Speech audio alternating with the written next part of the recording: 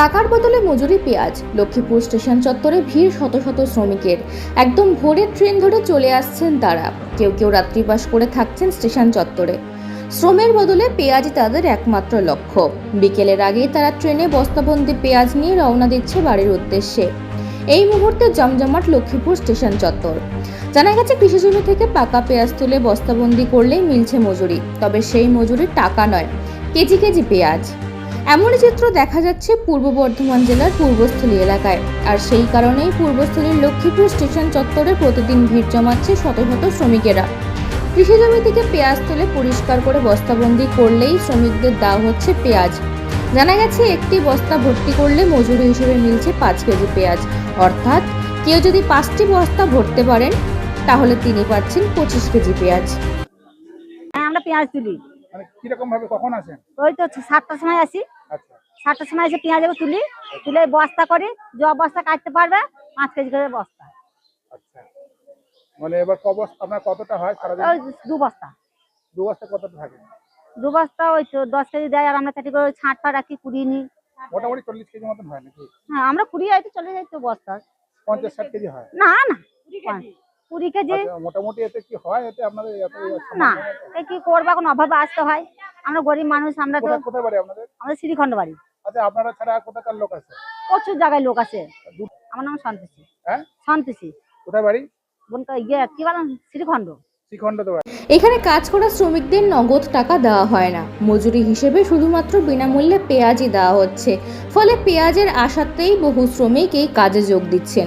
শুধু স্থানীয় শ্রমিকরাই নয়, বিহার ও ঝাড়খণ্ডের পাশাপাশি পশ্চিমবঙ্গের বীরভূম, পুরুলিয়া এবং মুর্শিদাবাদ জেলা থেকেও বহু শ্রমিক পূর্বস্থলীর লক্ষ্মীপুরে এসে কাজ করছেন। তবে পুরুষ শ্রমিকদের তুলনায় মহিলা শ্রমিকদের সংখ্যাই বেশি বলে জানা গেছে।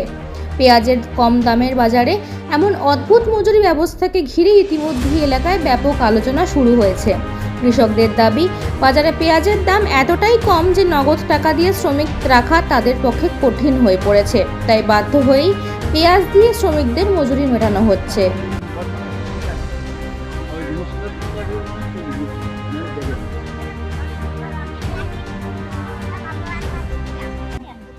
তোমরা কি পেঁয়াজ তুলতে এসছো নাকি? কত করে পাও তোমরা? হ্যাঁ, কোথায় বাড়ি? কোথায় আপনার? ভাগলপুর? মানে বিহার ভাগলপুর? ওইখান থেকে এসব তুলতে এসছো লক্ষ্মীপুরে?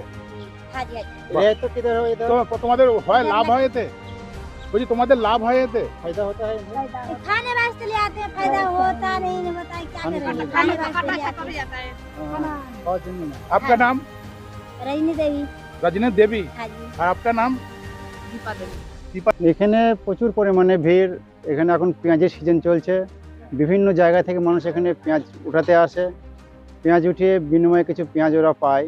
পুরুষের সংখ্যা বেশি না মহিলার সংখ্যা বেশি? মহিলার সংখ্যাই বেশি। পুরুষ কোথা থেকে আসছে? আসছে আপনার ধরুন ঝাড়খণ্ড আসে, বিহার আসে, মুর্শিদাবাদ আসে, ভাতার আসে, বলগুনা আসে, বিভিন্ন জায়গা থেকে। মানে সকাল থেকে চলে আসে? হ্যাঁ, ওরাও। এই যে দেখা যাচ্ছে যারা আসছে এরা সব- আমরা এখন বর্তমানে সকালে ভোরের দিকে উঠে ভোর 4টে থেকে মোটামুটি 7টা-8টা অবধি লোক আসে। আর বাড়ি যাওয়ার সময় আপনার ধরেন ওনারা 12টা, 1টা, 2টো, 3টে, 4টে, 5টা এখন অবধি যত আপের ট্রেন আছে, মানে 500-700 করে প্রত্যেকটা গাড়িতে লোক যায়। সব পেঁয়াজ বোঝাই হ্যাঁ, করে। সাধারণ পাবলিক যারা আছে তারা নামতে অসুবিধা হয়, ইনারাও একটু অ্যাডজাস্টমেন্ট করে, আসতে ওঠে, আসতে নামে। ট্রেনটাও তাহলে এখন পেঁয়াজের গন্ধে লক্ষ্মীপুর স্টেশন এখন পেঁয়াজের গন্ধে লক্ষ্মী দাম স্টেশন কিরকম যাচ্ছে এখন? মানে দাম মাটির খুবই কম। আপনার বাড়ি কোনখানে? আমার বাড়ি লক্ষ্মী স্টেশন সংলগ্নে। কি নাম? আসাদুর রহমান শেখ।